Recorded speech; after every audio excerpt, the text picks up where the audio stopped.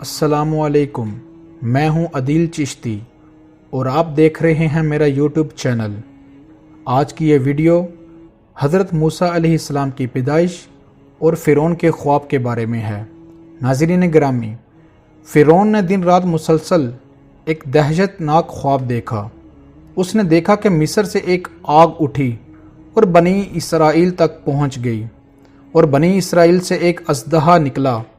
اس نے فرعون کے تخت کو پلٹ دیا۔ اگلی صبح فرعون نے نجومیوں کو اکٹھا کیا اور اس خواب کی تعبیر پوچھی، تو انہوں نے کہا بنی اسرائیل میں ایک لڑکا پیدا ہوگا جو تیری حکومت کے زوال کا سبب ہوگا۔ چنانچہ فرعون نے کوتوال کو بلا کر اعلان کروا دیا کہ 1000 پیادے بنی اسرائیل کے محلے پر مقرر کریں اور 1000 دائیاں بھی ان کے ہمراہ کر دیں، تاکہ بنی اسرائیل کے جس گھر میں لڑکا پیدا ہو اس کو قتل کر دیں اور لڑکیوں کو زندہ چھوڑ دیں۔ 2 سال تک بنی اسرائیل پر اسی طرح ظلم ہوتا رہا۔ 12,000 لڑکے قتل کیے گئے اور 90,000 حمل ضائع کیے گئے۔ اس طرح تیسرے سال حضرت موسیٰ علیہ السلام دنیا میں تشریف لائے۔ فرعون نے جس کو روکنے کے لیے بنی اسرائیل میں ہزاروں بچے قتل کروائے، آخر وہ آ گیا اور فرعون اس کا کچھ بھی نہ بگاڑ سکا۔ ادھر نجومیوں نے اطلاع کر دی کہ وہ بچہ پیدا ہو چکا ہے، لہٰذا تم خبردار رہنا۔ نجومیوں نے فرعون سے کہا کہ آج کی رات وہ بچہ ماں کے پیٹ میں جائے گا۔ فرعون نے اس رات حکم دیا کہ بنی اسرائیل کے سب مرد اسکندریہ شہر میں چلے جائیں۔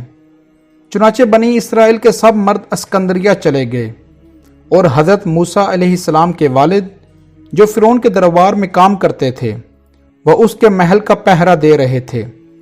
کسی سبب سے حضرت موسیٰ علیہ السلام کی والدہ وہاں چلی گئی۔ حضرت عمران جو کہ حضرت موسیٰ علیہ السلام کے والد تھے، انہوں نے ان کو طلب کیا تو حضرت موسیٰ علیہ السلام والدہ کے شکم میں چلے گئے۔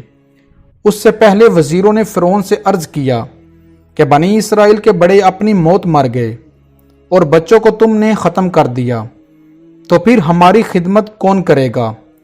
فرعون نے حکم دیا کہ 1 سال کے بچے چھوڑ دیے جائیں اور 1 سال کے بچے قتل کیے جائیں۔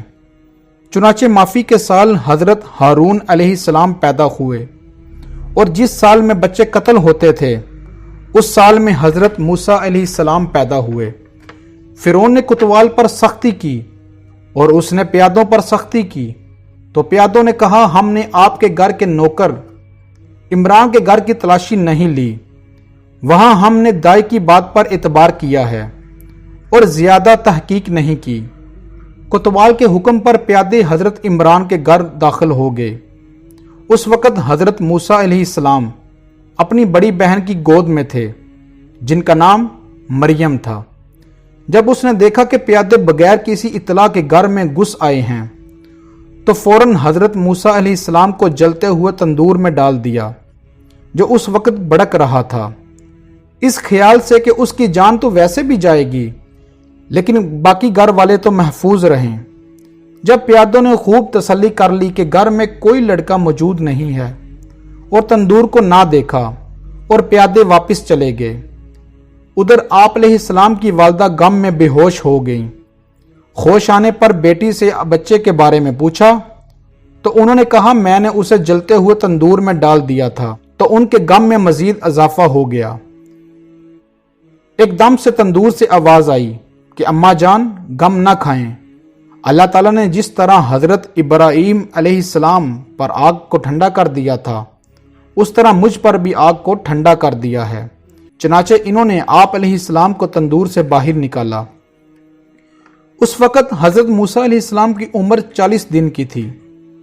اب آپ علیہ السلام کی والدہ نے اپنے گھر میں مشورہ کیا کہ آخر یہ بچہ ہے اور آواز نکالے گا، اور فرعون کے پیادے گھر گھر تلاشی لے رہے ہیں، وہ اس کی آواز سن لیں گے، وہ اس کے ساتھ ہمیں بھی قتل کر دیں گے۔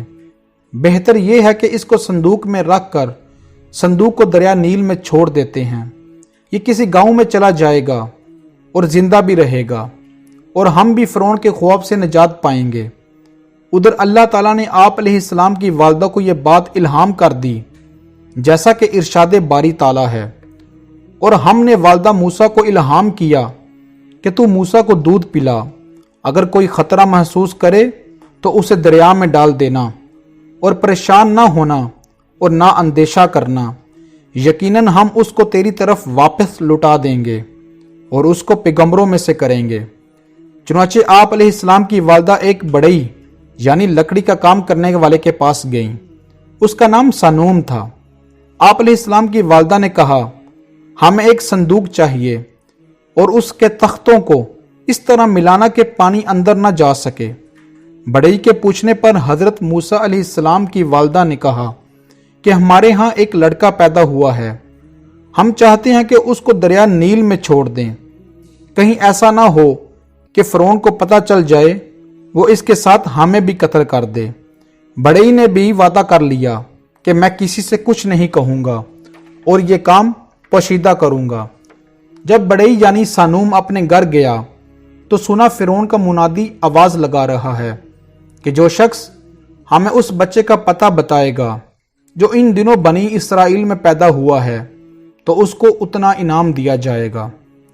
چنانچہ اس نے چاہا کہ راز کو فاش کر دوں، اس ارادے سے ابھی دروازے سے باہر قدم رکھا تھا کہ وہ اندھا ہو گیا اور اس کے دونوں پاؤں ٹہنوں تک زمین میں دھنس گئے، اور اسے ایک آواز آئی، اگر تو نے کہا تجھے فی الفور زمین میں دھنسا دیں گے۔ اس نے توبہ کی تو اللہ نے اس کو نجات دے دی، آنکھیں ٹھیک ہو گئیں۔ وہ بڑے کئی بار اندھا ہوا، توبہ کے بعد پھر ٹھیک ہو جاتا، پھر وہ ارادہ کرتا، آخرکار سچی توبہ کر لی۔ پھر اس نے راتوں رات صندوق تیار کر کے حضرت موسیٰ علیہ السلام کی والدہ کی خدمت میں پہنچایا۔ حضرت موسیٰ علیہ السلام کی والدہ نے اس کو مزدوری دینا چاہی۔ وہ کہنے لگا کہ اس خوش نصیب بچے کا دیدار کروا دو، یہی میری مزدوری ہے۔ جب اس نے حضرت موسیٰ علیہ السلام کو دیکھا تو اپنی آنکھیں ان کے قدموں پر ملیں۔ سب سے پہلے جو آدمی حضرت موسیٰ علیہ السلام پر ایمان لایا تھا وہ یہی بڑئی سانوم تھا۔ آپ علیہ السلام کی والدہ نے آپ علیہ السلام کو ایک صندوق میں رکھ دیا، دودھ پلا کر انہیں صندوق میں سلا دیتی۔ جب کہیں ایسا ڈراونا موقع آتا تو صندوق کو دریا میں بہا دیتی اور ایک ڈوری سے اسے باندھ رکھا تھا۔ خوف ٹل جانے کے بعد ڈوری سے صندوق کو کھینچ لیتی۔ ایک مرتبہ ایک آدمی گھر میں آنے لگا جس سے بہت دہشت ہونے لگی، دوڑ کر اٹھی اور بچے کو صندوق میں لٹکا کر دریا میں ڈال دیا۔ جلدی اور گھبراہٹ میں ڈوری باندھنا بھول گئیں۔ صندوق پانی کی موجوں کے ساتھ زور سے بہنے لگا۔ آپ علیہ السلام کی والدہ نے آپ کی بہن سے فرمایا کہ تم صندوق کے پیچھے جاؤ اور دیکھتی رہو کہ صندوق کہاں جاتا ہے، اگر شہر کے کنارے سے الگ ہو گیا تو ہماری خاطر جمع ہوگی، اور اگر شہر کے افراد میں سے کسی نے اس کو اٹھا لیا تو یقین ہے کہ بادشاہ کے پاس جائے گا۔ چنانچہ آپ کی ہمشیرہ صندوق کو دیکھتی ہوئیں انجان بن کر دریا کے کنارے چل رہی تھی۔ وہ صندوق دریا کے درمیان میں سے نکل کر اس نہر میں چلا گیا جسے فرعون کھدوا کر دریائے نیل میں سے اپنے باغ میں لے گیا تھا۔ اس نہر کا نام عین الشمس رکھا تھا۔ صندوق پانی میں بہتا ہوا فرعون کے باغ میں جا پہنچا۔ اس وقت فرعون باغ کی سیر کر رہا تھا۔ اس وقت اس کے ساتھ اس کی اہلیہ اور لڑکی کے علاوہ محل کے اور بھی افراد موجود تھے۔ جب سب نے دیکھا کہ ایک صندوق نہر میں آ رہا ہے تو لوگ دوڑے اور اسے اٹھا کر فرعون کے پاس لے گئے۔ حضرت موسیٰ علیہ السلام کی بہن نے جب یہ دیکھا تو گھر جا کر اپنی والدہ کو اطلاع دے دی۔ والدہ یہ سن کر غم سے نڈال ہو گئیں اور اللہ تعالیٰ نے تسلی دی کہ ہم اسے تیری طرف لوٹا دیں گے، اس کو ہم رسول بنائیں گے، تم خاطر جمع رکھو۔ فرعون کی بیٹی کے بدن پر سفید داغ تھے۔ نجومیوں نے کہا تھا کہ دریا میں ایک صندوق ملے گا جس میں ایک بچہ ہوگا، اس کا لعاب لگانے سے یہ داغ ختم ہو جائیں گے۔